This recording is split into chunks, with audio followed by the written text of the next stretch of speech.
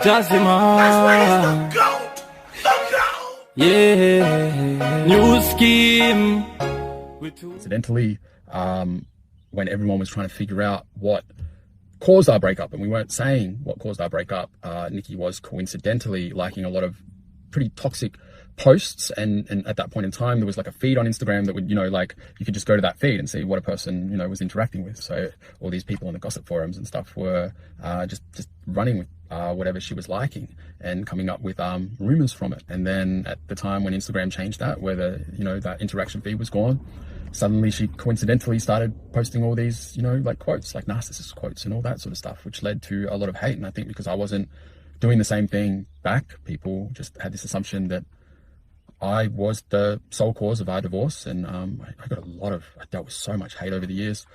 From what I know, the cheating rumor started from, I'm pretty sure, a burner account leaving a comment on one of Nikki's Instagram photos about how I cheated on her, and it gained a lot of traction and remained there, and people assumed that was the truth. And then there was a woman who made a video titled "Jamie Perkins Cheated on Nikki," and it was to the point where when you type my name in YouTube, I believe it's still like that, when you type my name in YouTube, type Jamie Perkins, the sort of autofill at the end is cheated.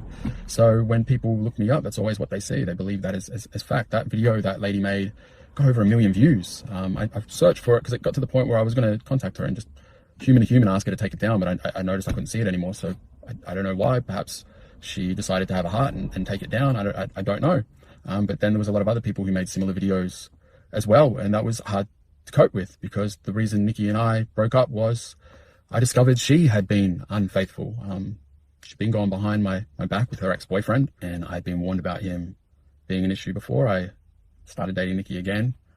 And the first year of our marriage, I discovered that she had been secretly keeping in contact with him, and I didn't see her side of the messages. I saw the Facebook message. Like back then, Facebook used to email you a receipt of the message, and I had logged into my Hotmail, and her Hotmail was still logged in. And I saw all these messages from him, but she had deleted them on her Facebook, so I didn't know what her responses was. But this guy he'd been saying he was in love with her, and he told her to leave me for him.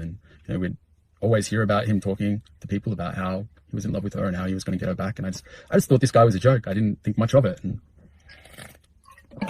in that first year of marriage, when I discovered that she had been secretly talking to this guy, it nearly broke us up. It took away a lot of the trust that I had for her, and we moved past it. And I feel like I blocked it out of my memory. It was like I just buried that, and we moved forward. And I never thought I would have to worry about this guy again.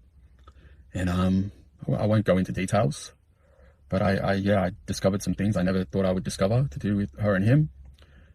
And I left. Our marriage had been struggling for a long time.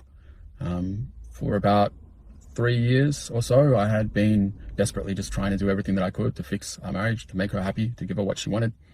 Our marriage kind of went on her timeline. I was always obsessively reading books on marriage, seeking out different marriage counselors, begging to go to counseling, and we went to 3 different counselors over 3 years in hopes that one of them could help.